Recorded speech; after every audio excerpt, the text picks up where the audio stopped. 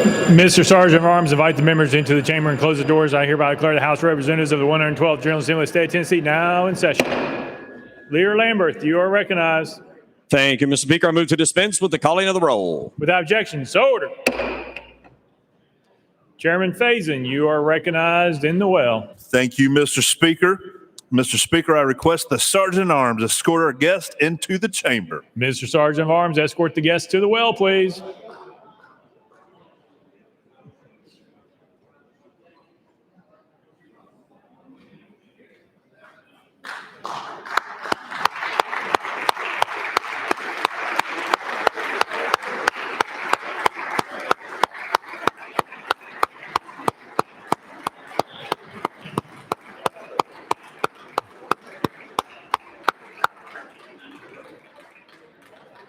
Chairman Faison, you're recognized. Thank you, Mr. Speaker. I request that the clerk read the resolution. Mr. Clerk, please read the resolution. House Joint Resolution 191 by Chairman Faison, a resolution to commend and honor Representative Sabi Doc Kumar for 50 years of devoted service in the field of medicine. Whereas it is fitting that the members of this General Assembly should pay tribute to those medical professionals who have wholly devoted themselves to serving others and thereby contributing significantly to the well-being of their fellow citizens. And whereas when such individual is our esteemed colleague, Representative Sabi Doc Kumar, who will this year celebrate half a century of remarkable service as a physician, an important milestone in a laudable career. And whereas Dr. Kumar is a general vascular and endoscopic surgeon, he has practiced in Springfield since 1977, seeing approximately 50 patients per week. He knows his patients personally and believes that the privilege of caring for them is a blessing from God. And whereas Dr. Sabi Kumar came to the United States on December 6, 1970, he arrived at JFK Airport in New York with only $37 in his pocket. Thanks to the beneficence of his cousin, a doctor already living in the States, he was able to make his way to Mount Sinai Medical Center in Miami, Florida, where an internship awaited him. And whereas during his 43 years of practice in Springfield and Robertson County, Dr. Sabi Kumar has performed more than 12,000 operations. He is a respected and trusted leader in his community who has healed and touched the lives of so many. And whereas Representative Kumar has the distinction of being the first immigrant elected to the Tennessee legislature, he has faithfully served the people of Robertson County and House District 66 as a member of the 109th through the 112th General Assemblies and currently serves as chair of the Insurance Committee. And whereas Representative Kumar is the embodiment of the American dream, he has achieved greatness through hard work, determination, education, and seizing the opportunities extended to him. And whereas Dr. Kumar is a professional and public spirit individual of the highest order, and he has made significant indelible contributions to the field of medicine during the last 50 years. Now, therefore, be it resolved by the House of Representatives of the 112th General Assembly of the State of Tennessee, the Senate concurring, that we recognize and congratulate Representative Sabi Doc Kumar for 50 years of astute service in the field of medicine, wishing him much continued success as he continues to serve at the height of his profession. Chairman Faison, you're recognized. Thank you, Mr. Speaker. Members, when I was young, I remember my grandmother telling me one day that America was an exceptional country. She was first generation here. And as I grew, I started to hear the term American exceptionalism. And regardless of our faults and failures and our struggles, our defeats and our victories in this country, we live in the greatest country on the planet. I've had the privilege of traveling all around this world. Many of y'all know I've spent a lot of time in Africa. And the number one desire for everybody that I've met in countries outside of America is to become an American. When I think of American exceptionalism, I think of somebody just like my friend, Dr. Kumar. And I don't know if you caught it, but you need to catch this. He came here in 1970. He landed with $37 in his pocket. That's worth somewhere today, I looked it up, it's worth somewhere in the neighborhood of $400. He came to a country with around $400 present day money. He put himself through medical school, has done so good that he has a patent on something called the Kumar clip, and they use it on our men in the battlefield. There is no country in the world that you can do stuff like this and come here and say, you know what? I want to be a part of this country.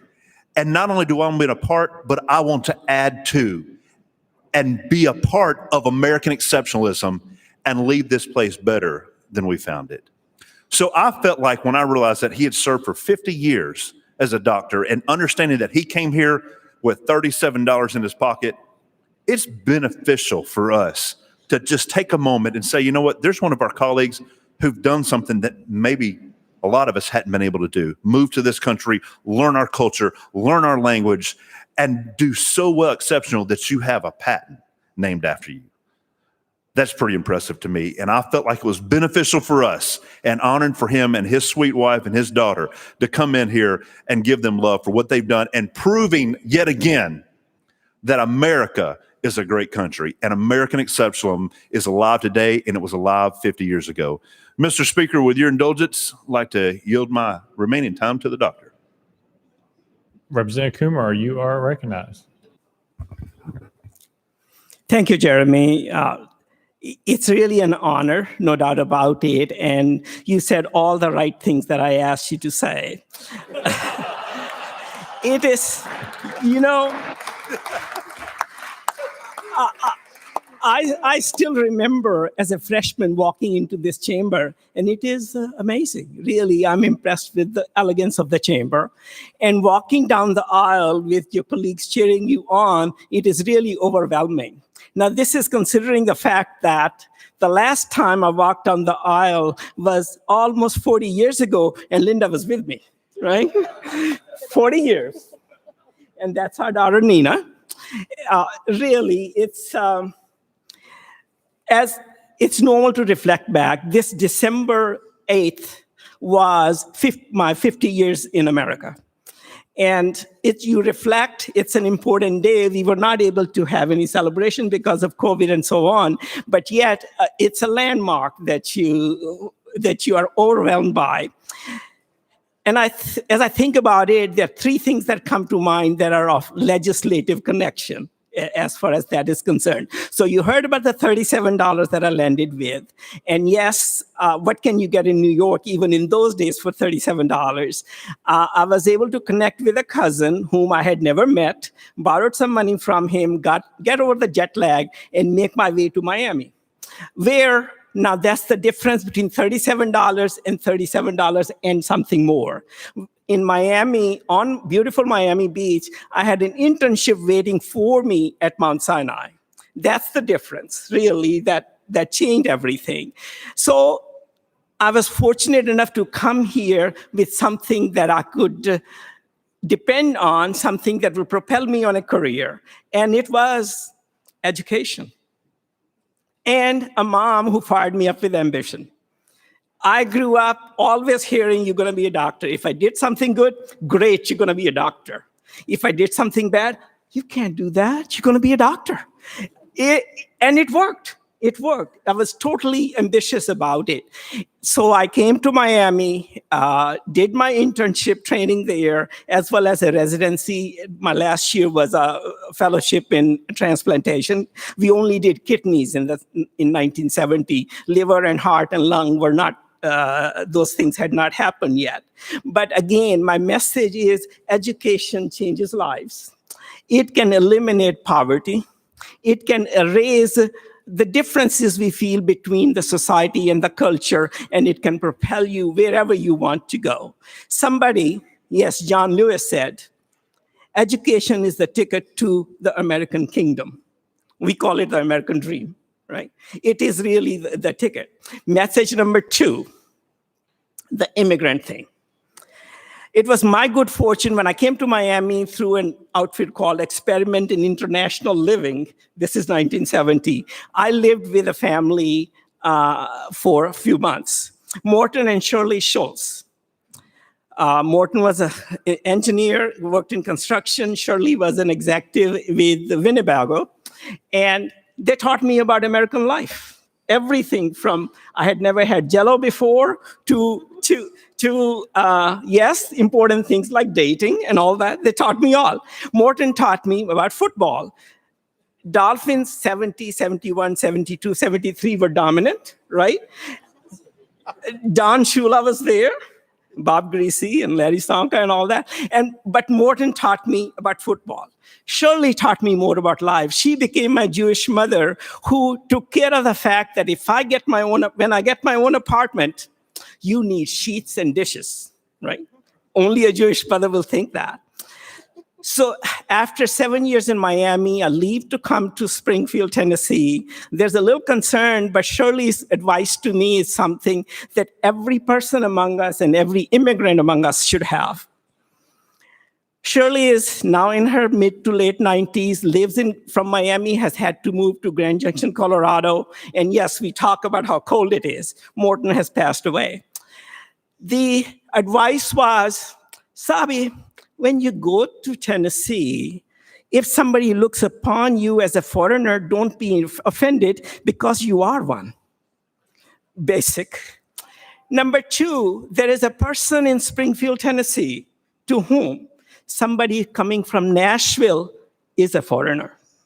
Remember that. And really, what she's telling me is don't have a chip on your shoulder. Go. Do the work and you'll be fine. And that is really what developed. When I was there, certainly within 6 months, 8 months or so, one of the physicians did make a remark that was a bit derogatory. And it got back to me. It had something to do with being foreigners coming. And that's fine. I did not confront him. I did not hold it against him. Guess what? 2.5, 3 years later, his wife needs an operation, an important operation. Okay, concerned about breast cancer. And who was the surgeon? I was. We became lifelong friends. If I had confronted that gentleman, he's a charming sort of gentleman, do anything for you, took care of his patients, loved Nina like his own daughter. And really, it was through work, decency, and grace that you win people over. We became lifelong friends. Even after he passed away, his wife would call me. If they asked her to see an orthopedic doctor, she would say, Sabi, is this fellow all right? They totally depended on me. To me, the message is assimilate, belong to the community, become a part of the community, and all things will fall in place. That's the immigrant thing. I really feel you need to not confront people, but win them over with love, decency, and kindness. And that has been my good fortune. The third thing, the opportunity in America. Just tremendous. And yes, there is equal opportunity for people if you want to take it. Yes, I believe in American exceptionalism because it has certainly been an exceptional journey for me.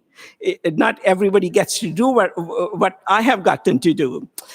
The kindness of the people, the innovation, ingenuity, and again, opportunity of what one can accomplish in America. Warren Buffett has said that his greatest attribute or greatest blessing was that he was born in America. If it was anywhere else, he would have not been able to accomplish what he did. There is equality in opportunity, not in wealth, not in height, but there is equality in opportunity of what we can accomplish and what can do. It is a loving society. You can win people over. Yes, there are some people who have attitude or problems, but that is everywhere. Today, what is available in America is better than anywhere else in the world. No apologies, only pride in America. And it has been a great journey for me, really. My last point, those are the 3 points: education, immigrants, immigration, not having a chip on your shoulder, as well as the opportunity in what's available in America.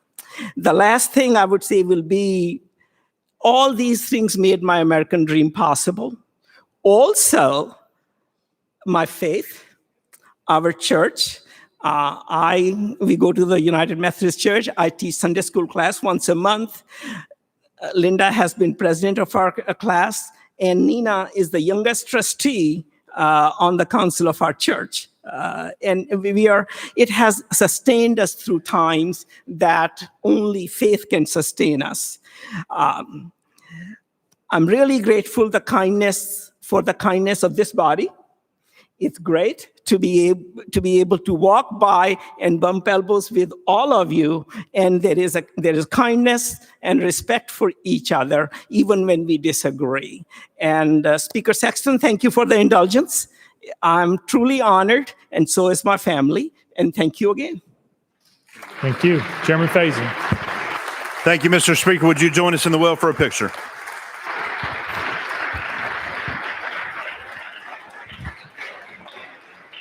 One second. Representative Mitchell has some words. Yeah, thank you, Mr. Speaker.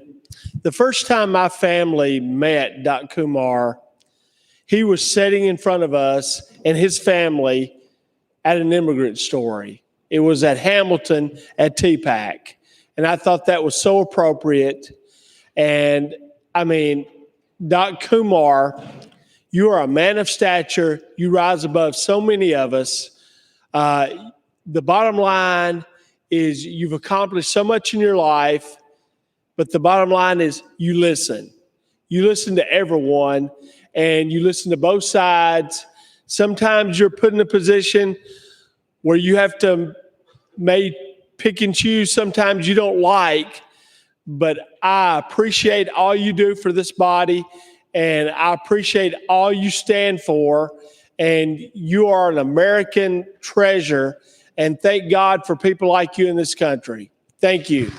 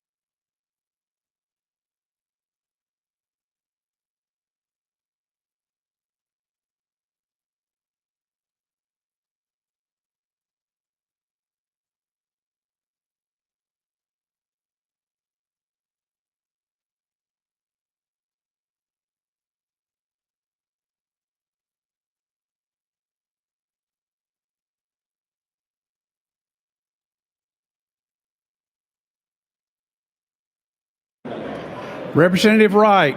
you're recognized under announcements. Thank you, Mr. Speaker. Some days we stand up and have friendship days, and today's a friendship day. Or you can have a special day like Christmas. But today is an even more special day because of a birthday. The legislative assistant, 19th District, is having a happy birthday Friday. So if you think of it, wish Tara a happy birthday Friday. Thank you, Mr. Speaker. Chairman Curcio. Thank you, Mr. Speaker. Members, in the spirit of optimism, I'm going to go ahead and make this announcement. Tomorrow is my youngest son's 6th birthday, and I'm really hopeful that I will not be here congratulating him on his birthday tomorrow. So I'm going to congratulate him right now. Emmett Carmichael Hasley Curcio turns 6 tomorrow. Watch out, world.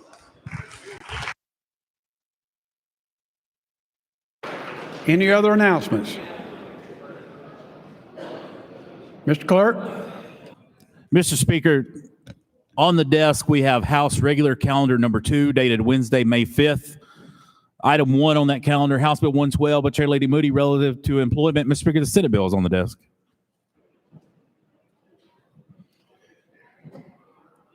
Chairman Moody, you're recognized. Thank you, Mr. Speaker. I move to substitute and conform to Senate Bill 0100. Chairman Moody moves to substitute and conform to Senate Bill 0100 without objection, so ordered. Chair Lady Moody. Thank you, Mr. Speaker. I move passage of Senate Bill 0100 on third and final consideration. Chair Lady Moody moves passage of Senate Bill 0100 on third and final consideration. Properly seconded. Mr. Clerk, call up the First Amendment. Mr. Speaker, no amendments filed. Chair Lady Moody, you're recognized. Thank you, Mr. Speaker. This bill came out of several years ago. I served on an ad hoc committee for disabilities with Senator Becky Massey. And during that summer, we traveled across the state and had hearings to make it convenient for the disabled to come. And so this idea came from some of those meetings. And so what this bill will do simply is establish Tennessee as a state, as a model employer. And that is a program for individuals with disabilities. It will be administered through the Department of Human Services.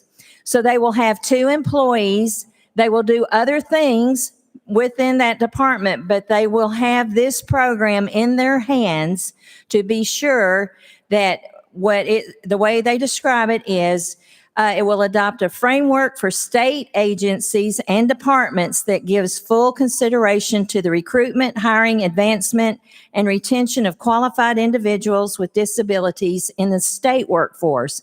And as we like to say, we want to lead the way and show our private workforce that the disabled offer a lot to our state. So with that, I renew my motion.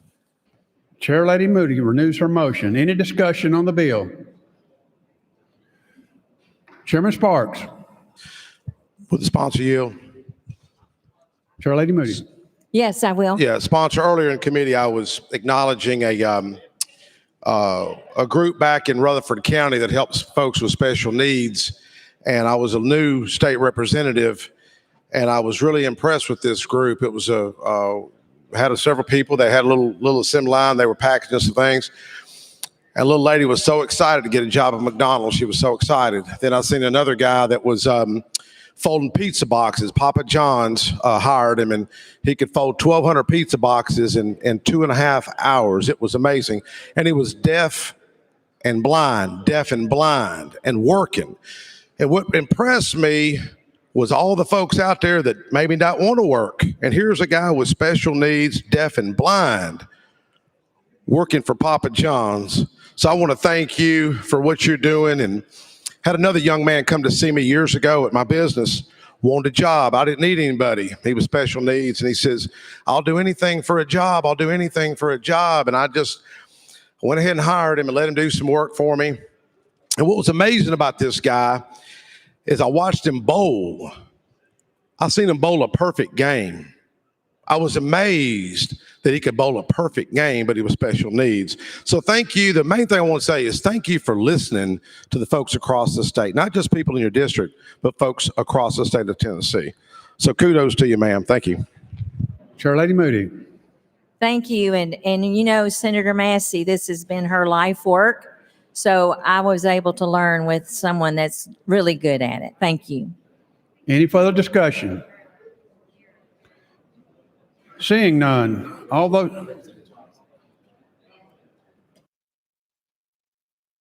Representative Thompson, sorry. Thank you, Mr. Speaker. I just wanted to say how much I appreciate this bill. I mean, I've worked with in recruiting for many years off and on, and I know how difficult it is sometimes to convince employers to hire the handicapped. I know it's usually that's the public sector that has to lead the way too. So hopefully this will definitely have a positive effect, not just in being nice and hiring the handicapped, but in the long run, this is going to help our workforce as a whole. It's going to help the state as a whole too. So thank you very much for bringing this bill. Chair Lady Moody. Thank you for that too. And I'm embarrassed that I failed to remind everyone that Representative Jernigan was on that ad hoc committee too, and of course contributed greatly. And so it was a great team to be a part of. So thank you. Any further discussion? Seeing none, all those in favor of Senate Bill 100, vote yes when the bell, vote aye when the bell rings. Those opposed, vote no.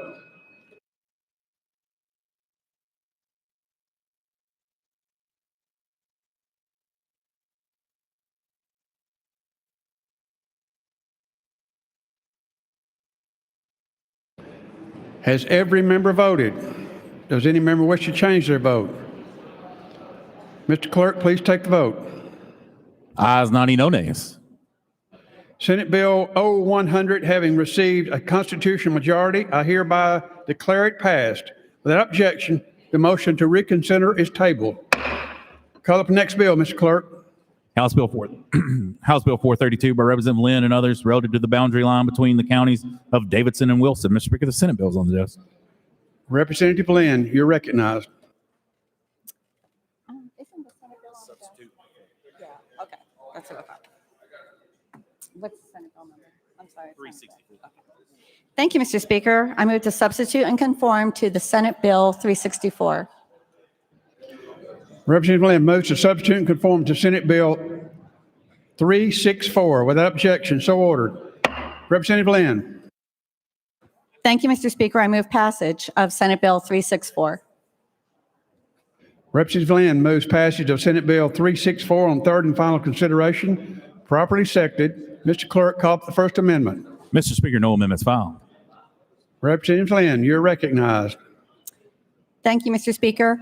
This is a bill that was brought to Representative Jernigan and me by his Metro Council and my county commission, and it will just modify the boundary line just a little bit. And pending any questions, I renew my motion. Representative Lynn renews her motion. Any discussion on the bill? Representative Parkinson. Thank you, Mr. Speaker. You ever ruled anybody out of order in here yet? Not yet, but it's close.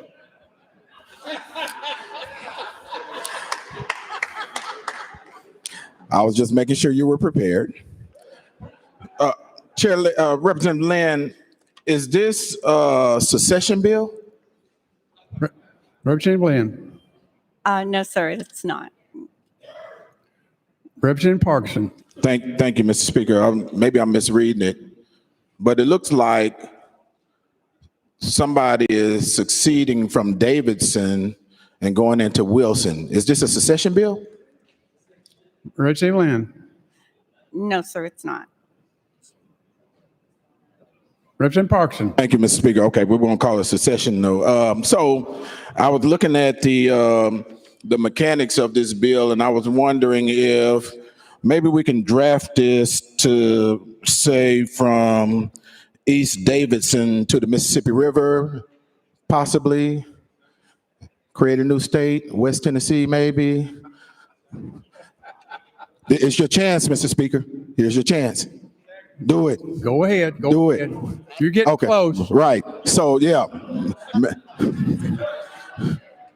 Since we're talking secession, do it. Since we're talking secession in your legislation, Representative Lynn, maybe we can have a little bit more in-depth discussion. Come on, Mr. Speaker. Out of order. Representative Mitchell. Representative Mitchell. Yeah, thank you, Mr. Speaker. Hey, this is a good bill. I mean, I don't think Susan Lynn's ever heard me say that. But since Jernigan talked to me, it's a good bill. I mean, it's someone whose house is halfway in one county, halfway in another. We're trying to decide which county they live in. You know, let's just decide which county they live in, push the entire piece of property in one county, be done with it. This is an easy bill. I don't know, you know, who we're succeeding or whatever, but let's do it. Let's make it quick. We got other important matters to take care of tonight. Thank you. Representative Lynn.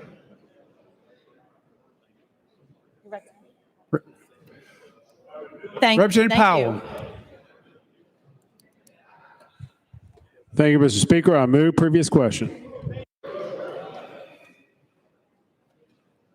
All right. Is there any objection? Well, let's see. Wait a minute. Let me get back. Seeing none, all those in favor of Senate Bill 364, vote aye when the bell rings. Those opposed, vote no.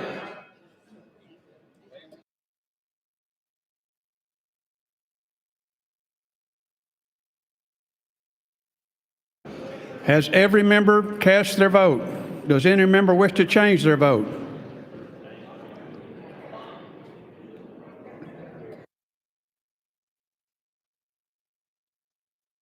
Mr. Clerk, please take the vote. Ayes 82, 4 nays. Senate Bill 364 having received a constitutional majority, I hereby declare it passed. Without objection, the motion to reconsider is tabled. Call up the next bill, Mr. Clerk.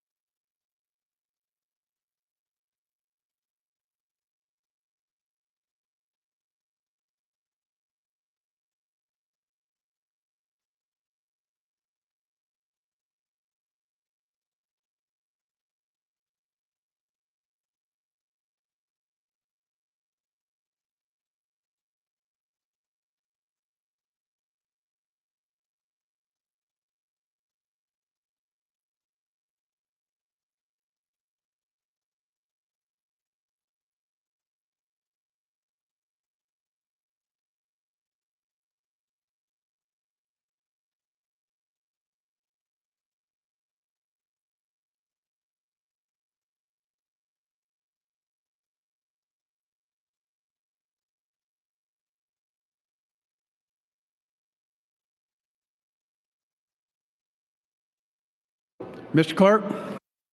Mr. Speaker, we've put together a consent calendar 3, a consent calendar number 3. It consists of just a couple items. It has been emailed to everyone's account, and it should be available on the dashboard app. We'll give you just a second to look at that, and then we'll take that up in just a second.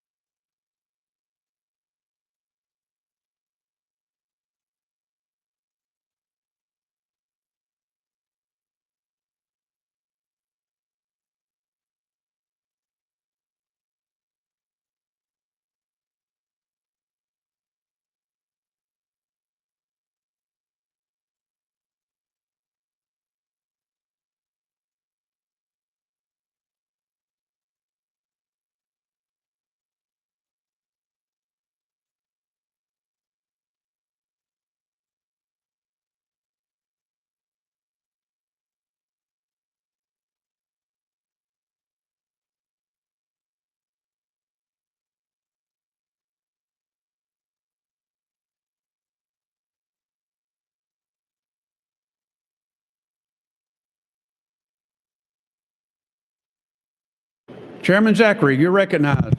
Thank you, Mr. Speaker. After consulting with my colleagues on this side of the aisle, I move passage of the consent calendar on third and final consideration. I move consent calendar 3 on third and final consideration in keeping with Rule 50.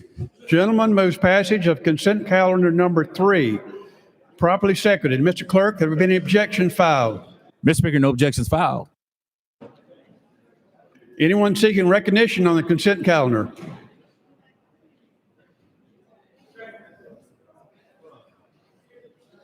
Chairman Zachary. Thank you, Mr. Speaker. Some of my colleagues behind me may have objections to Rule 50. I think Representative Littleton was the first to voice those concerns.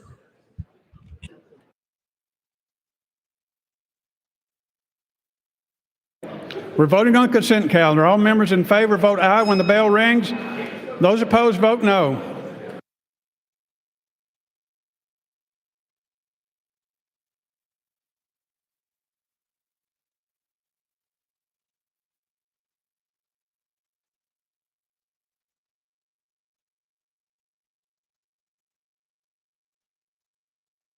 Has every member voted? Does any member wish to change their vote? Mr. Clerk, please take the vote. Ayes 88, no nays. Having received a constitutional majority, I declare the consent calendar number 3 passed. Without objection, the motion to reconsider is tabled. Next order, Mr. Clerk.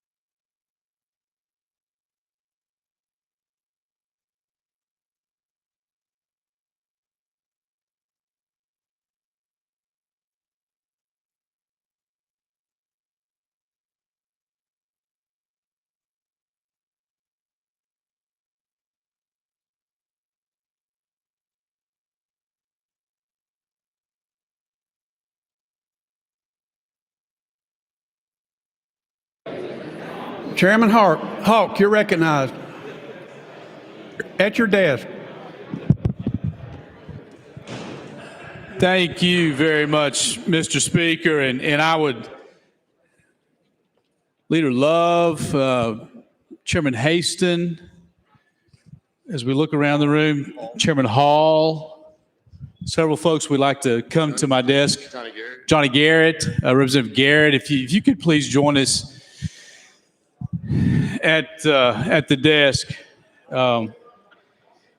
We have the most bipartisan group of legislators joined together in For some reason, we all got set on this, most of us got set on this side of the aisle during this legislative session. A few others, Chairman Haston had been on the far side. Of course, as tall as Chairman Haston is, he can sit wherever he wants to. He's coming. We have GA here joining us, and we have a resolution, and we noticed during conversation today that one of our legislative colleagues was trying desperately to put us to shame today. And as a caucus that stands before you right now, we would like to read a resolution that we have written in response to one of our colleagues who stood so boldly in the well earlier today. If I could, Mr. Speaker, I'd like to read the resolution. This is a resolution objecting to Chairman Andrew Farmer's hair. Whereas the bald and hair-deprived members of the House of Representatives have long been subjected to discrimination and derision by their peers who are fortunate enough to have lovely locks, and whereas these unlucky legislators are often taunted with hurtful but descriptive names such as Slick, Cue Ball, Humpty Dumpty, Dr. Evil, Chrome Dome, and worst of all, we are called Jason Mumpower. And whereas these nude noggins finally had enough and formed the Unorganized Bald Caucus, otherwise known as the UBC, and whereas Chairman Andrew Farmer may think that he's just a normal guy with his finely coiffed head of hair, but in reality, he represents the pure evil to members of the UBC. And whereas his excessive use of hair products bought by his wife, who we love, Mariah, his excessive use of hair products is an insult to the UBC, as their naked domes are shiny enough already, Mark Hall. And whereas the UBC strongly objects to Chairman Farmer's beautiful bouffant and demands action now. Therefore, be resolved by the House of Representatives of the 112th General Assembly of the state of Tennessee that the UBC demands that Chairman Andrew Farmer's hideous hair be immediately removed by chainsaw if necessary, and that he be forced to reveal the names and prices of all the hair products used in the production of his lustrous hairstyle. Be it further resolved that Chairman Farmer be welcomed into the UBC immediately after his head is shaved, waxed, and boiled. Thank you, Mr. Chairman and members.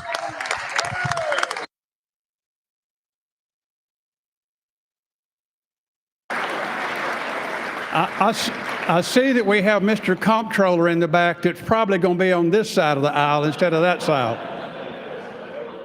Chairman Farmer, your name was called. Do you have anything to say? Yeah, thank you, Mr. Speaker. I just would hope that you would move to reconsider your actions on that. Maybe. Thank you.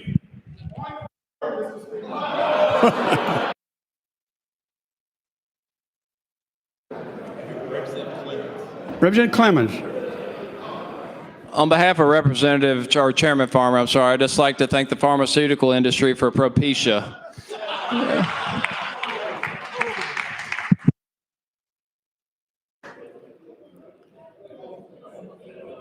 We have a message calendar. We ready? We'll get to that in just a moment.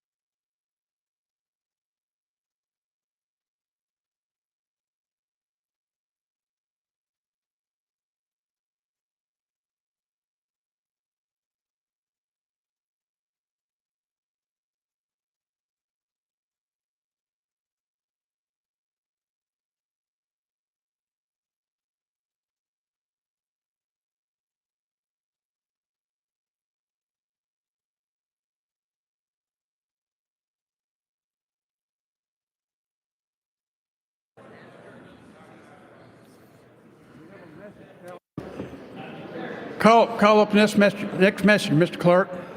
Mr. Speaker, we have a message on the desk from the Senate, House Bill 1039 by Chairman Vaughn and others relative to employment security. Mr. Speaker, I'm directed to return to the House Bill 1039, substitute for Senate bill on the same subject, amended and passed by the Senate. Chairman Vaughn, you're recognized. Thank you, Mr. Speaker. For all of us in the soon-to-be UBC, I appreciate the spirit of that amendment. However, on this matter, I move to concur with Senate Amendment 1 diplomatically and conciliatorily. Conciliatorily. That I may have invented that word. And just for an explanation of what the Senate amendment did, in our much discussed unemployment bill of last evening, the rates for the benefit amount that corresponded with the shortening of the duration had increased $25. The Senate version keeps the $25 increase for the lower tier benefits, but increases the higher tier to $50 a week. So actually, it has less of an impact to the fund, but yet it does increase the benefit, doubles the benefit that was considered in our bill. So in the spirit of conciliation, I move to concur. Chairman Vaughn moves to concur in Senate Amendment Number 1, properly seconded. Discussion on the amendment. Any further discussion? Any objection to the question? Seeing none, all those in favor of Senate Amendment 1, vote aye when the bell rings. Those opposed, vote no. Stewart, no. Stewart, no. I got you.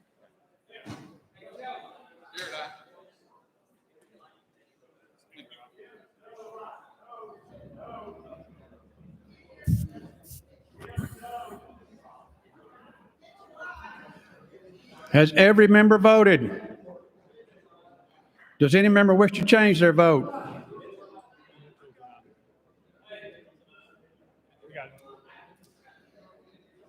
Take the vote, Mr. Clerk. Aye, 71, 19 nays. Senate Amendment 1, having received the constitutional majority, I hereby declare it concurred in. Without objection, the motion to reconsider is tabled. Next message, Mr. Clerk. Mr. Speaker, we have a message on Senate Bill 707 by Representative Shaw relative to expunction. Mr. Speaker, I'm directed to transmit to the House Senate Bill 707. The Senate non-concurred in House Amendment 1. Representative Shaw, you're recognized. Thank you, Mr. Speaker. I move that we refuse to recede from our actions in adopting amendment number 1. And I hope I can request my committee. Without objection, we refuse to recede. That we have a committee if that's possible.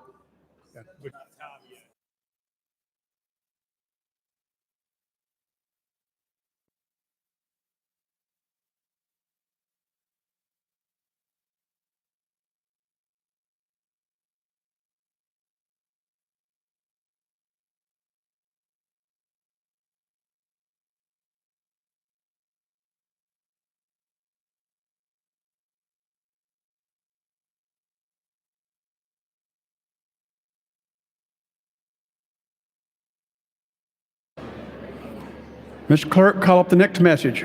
Mr. Speaker, we have a message for House Bill 1130 by Chairman Farmer and others relative to causes of action. Mr. Speaker, I'm directed to transmit to the House Bill 1130. The Senate refused to recede from its action in adopting Senate Amendment Number 2. Chairman Farmer, you're recognized. Thank you, Mr. Speaker. I move to refuse to recede from our action in non-concurring Senate Amendment Number 1, and that a conference committee be appointed to confer with a like committee from the Senate to resolve the differences between the two bodies. Chairman Farmer moves to refuse to recede in our action in non-concurring in Senate Amendment Number 1, and that is a conference committee be appointed to confer with a like committee from the Senate to resolve the differences between the two bodies.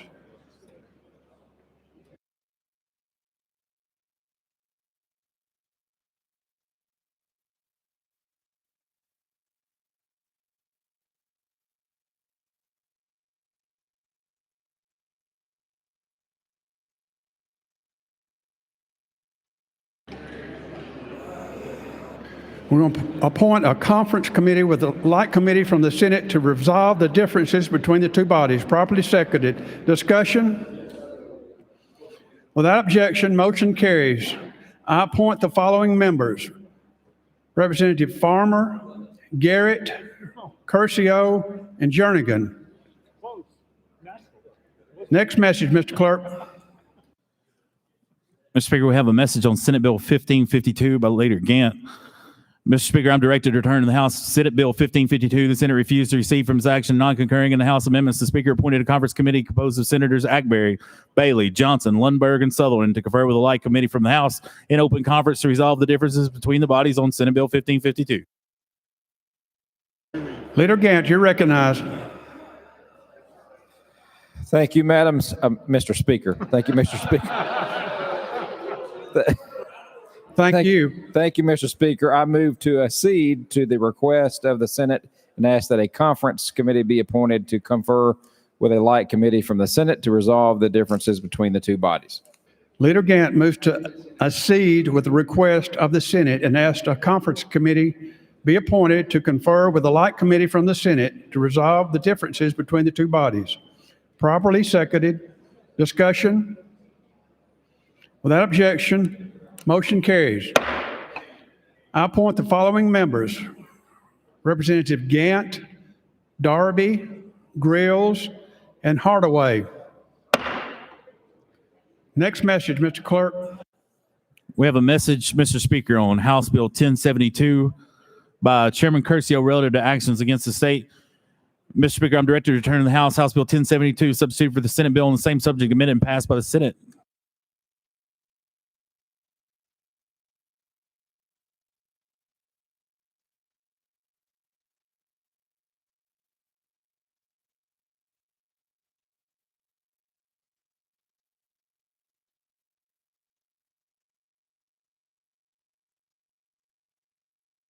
Yeah, Mr. Clerk. Mr. Speaker, my apologies. We do not have the message for House Bill 1072 on the desk yet.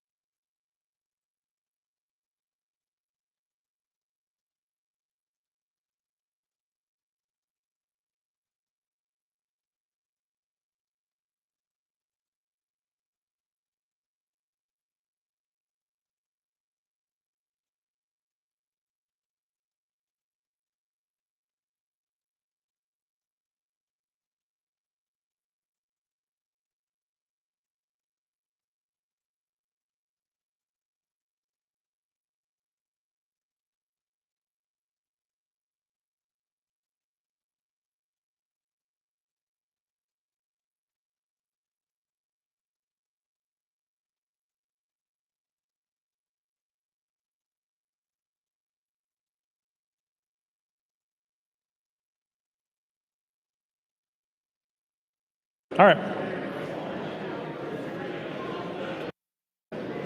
Mr. Clerk. Representative Clemens, you're recognized.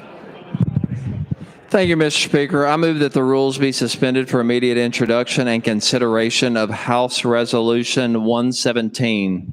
Mr. Clerk, read the caption. House Resolution 172 by Representative Clemens, a resolution to honor St. Anne Church and School of Nashville on the celebration of its 100th anniversary.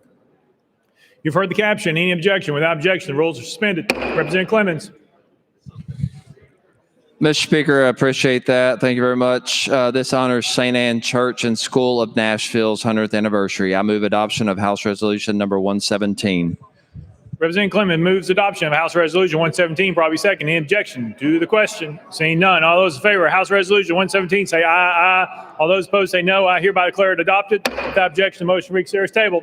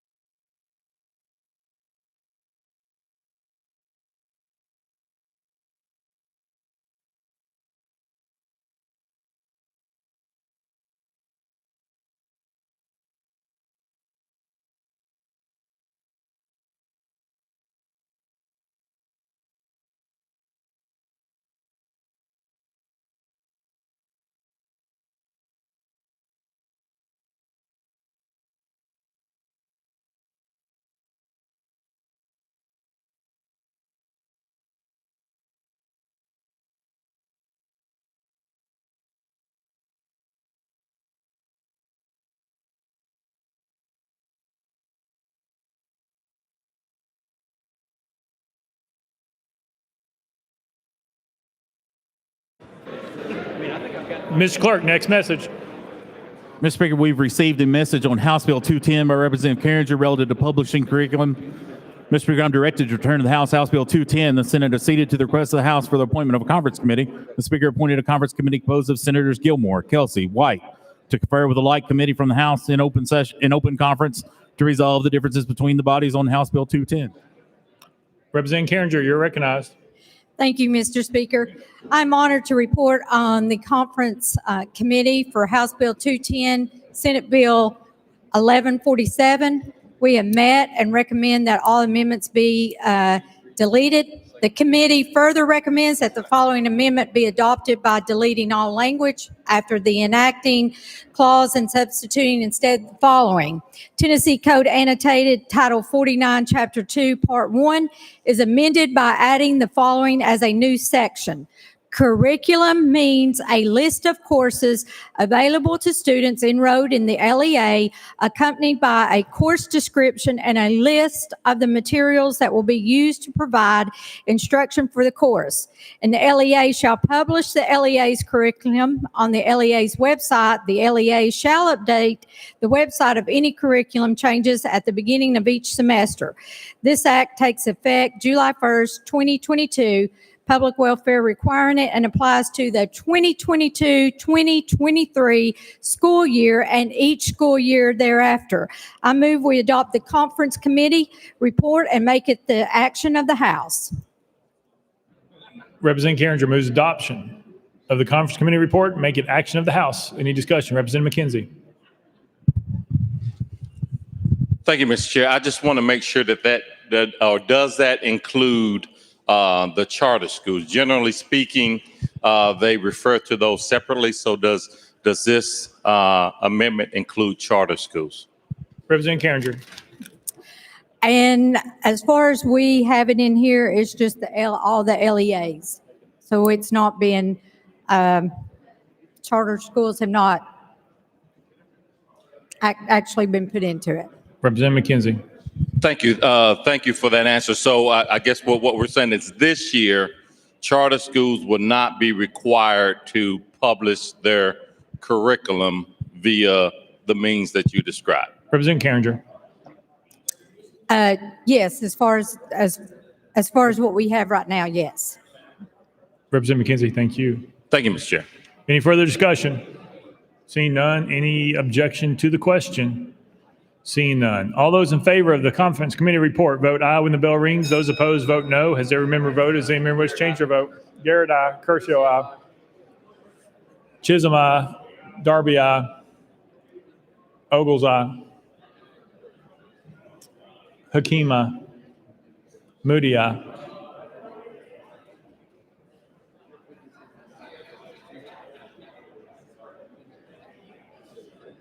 Mr. Clerk, please take the vote.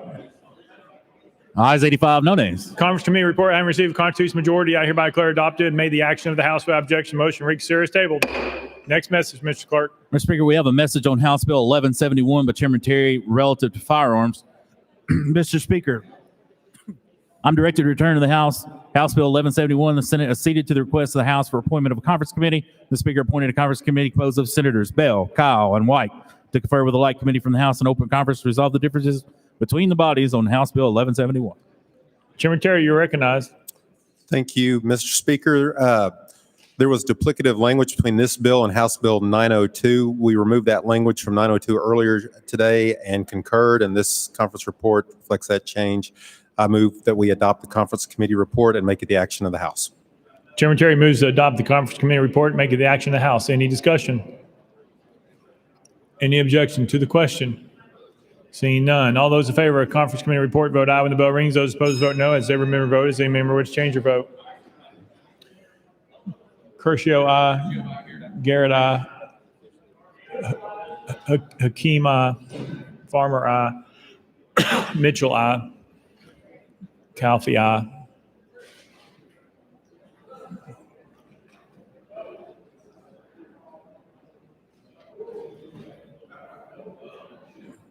Mr. Clerk, take the vote.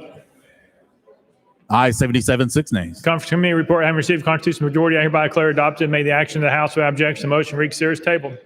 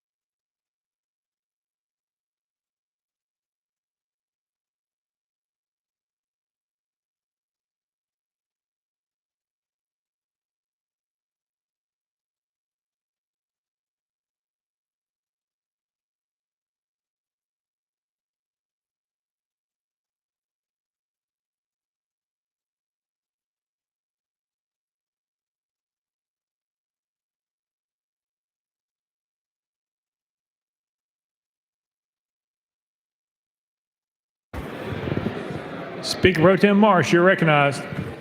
Mr. Speaker, having done part-time what you do just a little bit and see how difficult it is, I want to commend you and the staff of the clerk's office for doing such a great job this year. I would like to say, while you were gone, I did call Parkinson out of order, so you should try that more often.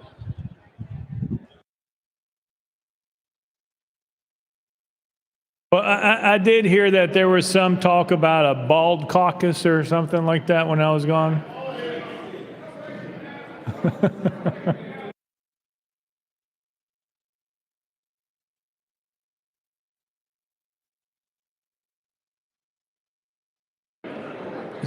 Deputy Speaker Johnson. Thank you, Mr. Speaker. I've been here 17 years, and I think our committee system went as smooth. If it's ever gone any smoother, I don't know, but I would like to recognize our sub chairs and our full chairs for doing an excellent job.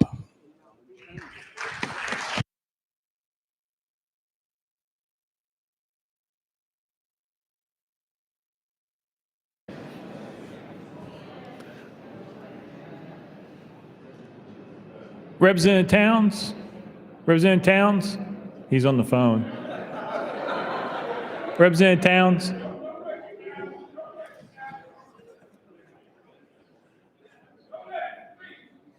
Representative Towns, you were wanting to sing. Are you still in the mood to sing over there?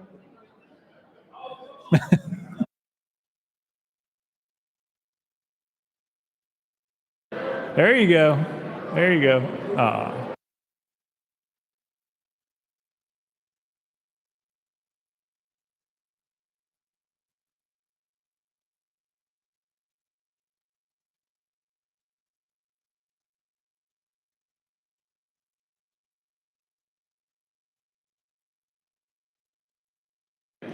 Representative Shaw. Thank you, Mr. Speaker. On behalf of Representative Parkinson and Representative Towns, they've done a wonderful job. Don't let them speak anymore.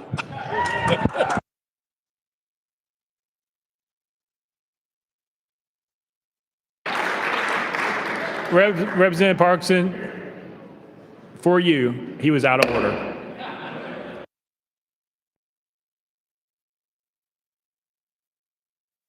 All right, members, we have one conference committee report we're about ready to take up. Two more are being worked out. One's going to be streamed, so that might take a little bit of time. But we'll go ahead and take up the next conference committee report, Mr. Clerk. Mr. Speaker, we have a message from the Senate on Senate Bill 623 by Chairman Reagan relative to education.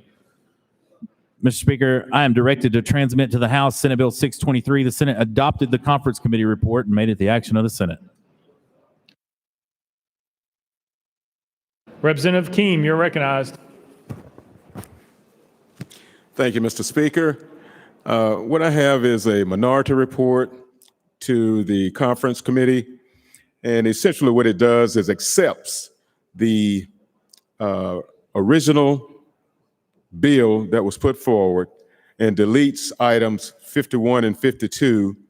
In the opinion of the minority report, what they do is take away the ability of teachers to teach and students to learn history as it is without blaming anyone. And with that, Mr. Speaker, I move to adopt the minority conference committee report and make it the action of the House. Representative Keem moves to adopt the minority conference committee report and make it the action in the House. Any discussion? Leader Lamberth, you're recognized. Thank you, Mr. Speaker. And to the sponsor of the minority report, you're a very good man and well esteemed in this chamber. However, in this particular regard, we simply stand on opposite sides of this issue. The majority report better reflects the will of the sponsor of this legislation and will better enable our school children to learn the actual history, the good, the bad, the ugly, but all the history of our country, and not some sort of new revised version of that. So with all due respect, I move the minority report to the table. Proper motion, probably second, parliamentary situation is that Representative Keem has moved adoption of the minority report. Leader Lamberth has moved that motion to the table. That cuts off all debate for that of the sponsor. Representative Keem, you're recognized. Thank you, Mr. Chairman. I question, again, my esteemed colleague. Thank you for your comments.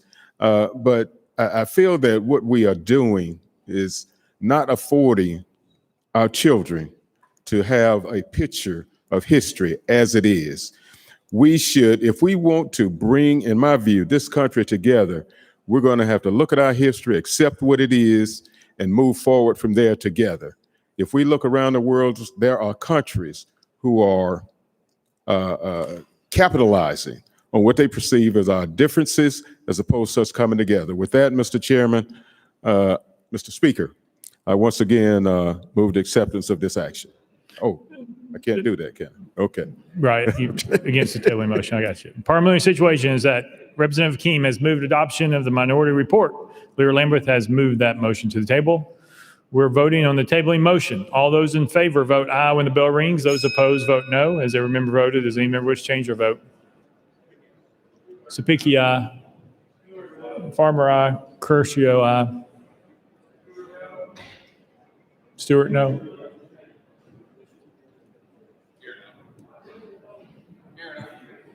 Garrett, aye. Ms. Clerk, please take the vote. Aye, 67, 20 nays. The ayes have it. The motion to consider the minority report is tabled. Representative Reagan, you're recognized. Thank you, Mr. Speaker. I present the majority report, which in essence only changed 3 sentences in what was debated on this floor. Those 3 sentences were added by the Senate to Section 51, Subsection A, adding subparagraphs 12, 13, and 14. Subparagraph 12 reads, "The rule of law does not exist, but instead is a series of power relations and struggles among racial and other groups." As a reminder, the prologue to this says this should not be included or promoted in our curriculum. Subparagraph 13 says all Americans are not created equal and not endowed by their creator with certain unalienable rights, including the life, liberty, and pursuit of happiness. And subparagraph 14 reads, government should not deny any person within the government's jurisdiction of the equal protection of the law. Those are the 3 sentences that the Senate wished to add to this. They did not delete or change any other portion of the bill. With that explanation, Mr. Speaker, I move we adopt a majority conference committee report and make this the action of the House. Chairman Reagan moves to adopt the majority conference committee report and make it the action of the House. Any discussion? Representative McKenzie. Thank you, Mr. Chair. To the sponsor, as you read that statement about all people created equal, would you accept a friendly amendment that said at the time of writing this was not the case? Mr. Clerk, can you answer that question, please? Mr. Speaker, no amendments are in order at this time. This bill has been bounced back and forth between the 2 bodies. A conference committee has been appointed. The only thing before the body right now is the conference committee report. This body can accept that report or reject that report. Representative McKenzie. Could I move that we table this report? You could so move. I'd like to make that motion. We have a second on a tabling motion. Proper motion, proper second. Parliamentary situation is that Representative McKenzie has moved, Chairman Reagan has moved adoption of the majority report.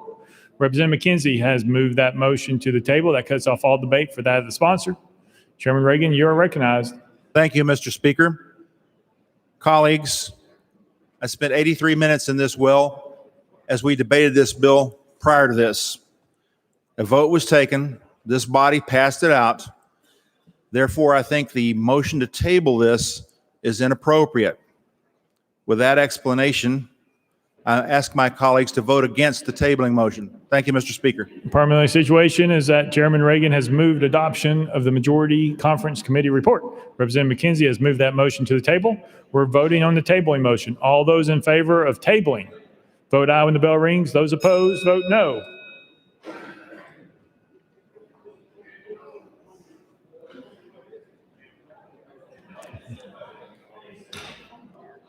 Farmer, no. Garrett, no. Curcio, no.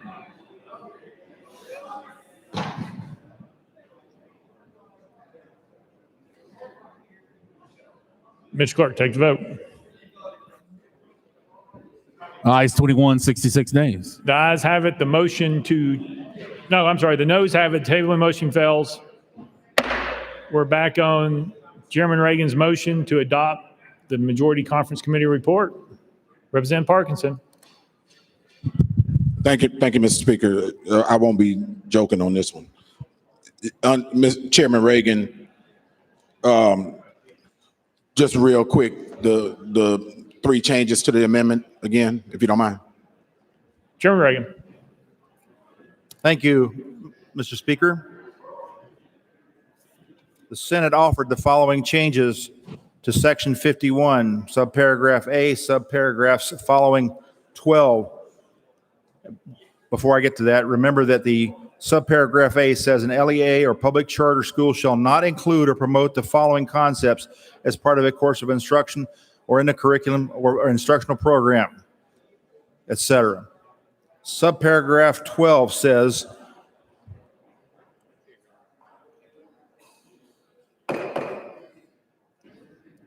Chairman Reagan. would you like me to go over the prologue again? Section 51, subparagraph A, subsection 12, which is 12, 13, and 14 were added. As a reminder, in subparagraph A, it says an LEA or public charter school shall not include or promote the following concepts as part of a course of instruction or in the curriculum or instructional program, or allow teachers or other employees of the LEA or public charter schools to use supplemental materials that include or promote the following concepts. The first 11 we passed already. Section 12, which was added by the Senate. The rule of law does not exist, but instead is a series of power relationships and struggles among racial groups or other groups. Subparagraph 13, all Americans are not created equal and are not endowed by their Creator with certain unalienable rights, including life, liberty, and the pursuit of happiness. Or subsection 14, government should deny to any person within the government's jurisdiction the equal protection of law.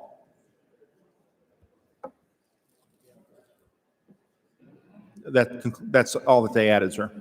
Representative Parkinson. Mr. Speaker, I promise you I'm not trying to be difficult. And Chairman Reagan, I promise I'm not. But the body of what you were speaking to, I could not hear you. I really couldn't. Because the laughter in the chamber is raising, or the side talk is raising, and this is important to me, and I really want to understand what the Senate is changing. And I'm sorry, Mr. Speaker, I truly apologize, but I really missed the bulk of what he was saying until you gavelled again. Third time's a charm. Let's try it one more time. And it's on dashboard too. So if you want to look, he could tell you what page it was on if you want a dashboard. We can try. Sometimes you get feedback, so we'll see what happens. Chairman Reagan. Thank you, Mr. Speaker. Once again, Section 51, subparagraph A, I'm going to read as a prologue. We've already adopted this. Subparagraph A says, an LEA or public charter school shall not include or promote the following concepts as part of a course of instruction or in a curriculum or instructional program, or allow teachers or other employees of the LEA or public charter school to use supplemental instructional material that includes or promotes the following concepts. 1 through 11 is unchanged. The Senate added subparagraph 12. The rule of law does not exist, but instead is a series of power relationships and struggles among racial or other groups. Subparagraph 13. All Americans are not created equal and are not endowed by their Creator with certain unalienable rights, including life, liberty, and the pursuit of happiness. Or subparagraph 14. Governments should deny any person within the government's jurisdiction the equal protection of the law.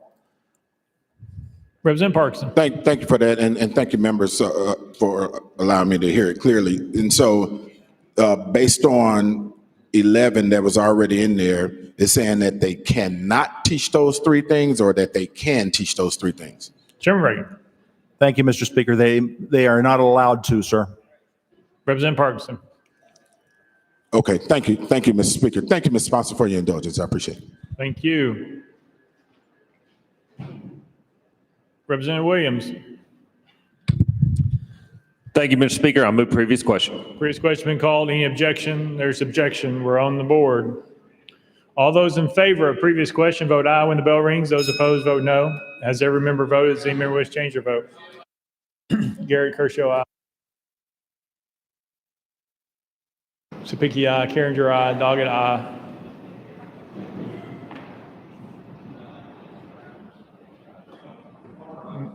Farmer, aye. Mr. Clerk, please take the vote. Aye, 65, 21 nays. Previous question prevails. We are voting on the majority report. All those in favor of the majority conference report vote aye when the bell rings. Those opposed vote no. Has every member voted? Does any member wish to change the vote?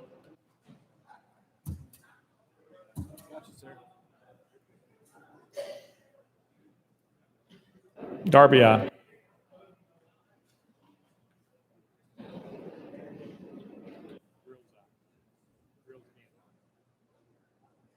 Ms. Clerk, take the vote. Aye, 69, 20 nays. Majority Conference report, having received a constitutional majority, I hereby declare adopted and made the action of the House without objection. The motion to reconsider is tabled.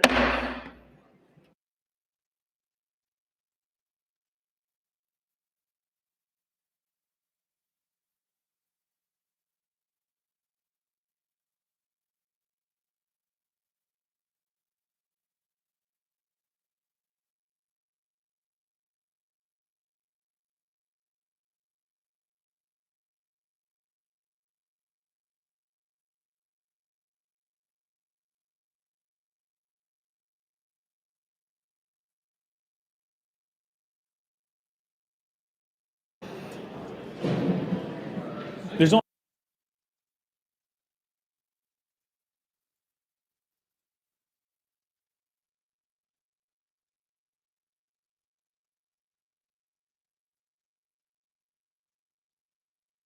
All right, members, so where we're at, we have Representative Shaw moved his message and refused to recede and sent that back over to the Senate. We're waiting on that to come back. There's a conference committee out right now, is my understanding, and then there is going to be the conference committee on the three-judge panel judicial bill. We're waiting to announce what time that starts in the meeting room location. And then when we do that, we will take a brief recess for them to meet and then come back. But hold with us for a couple of minutes and we'll let you know.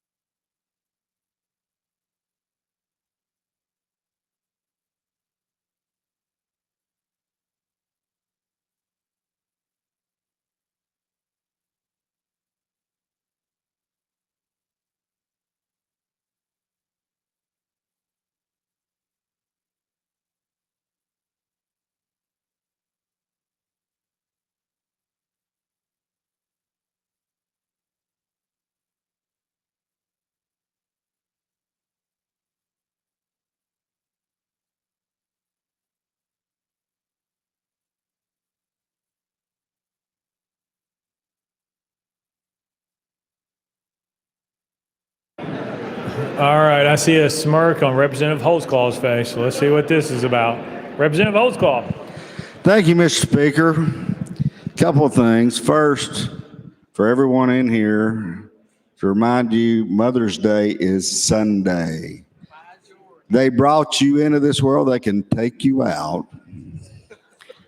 And then also for the ball caucus, y'all, after consulting with Mr. Farmer, we considered to get our bowling balls re-drilled after all of your conversation. Thank you, Mr. Speaker.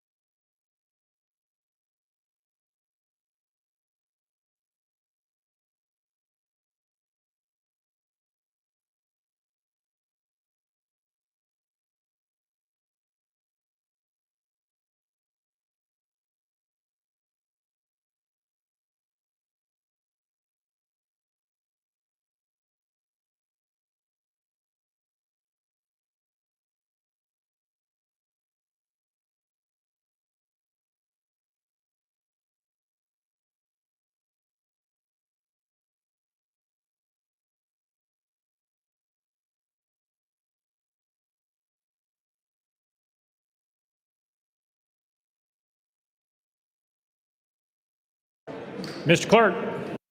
Mr. Speaker, the Conference Committee for House Bill 1130 will be meeting at 7:15 in House Hearing Room 1. That's 7:15 House Hearing Room 1. Lear Lamberth. Thank you, Mr. Speaker. With that information, I move that we stand in recess until 7:30 this evening. Without objection, in recess till 7:30.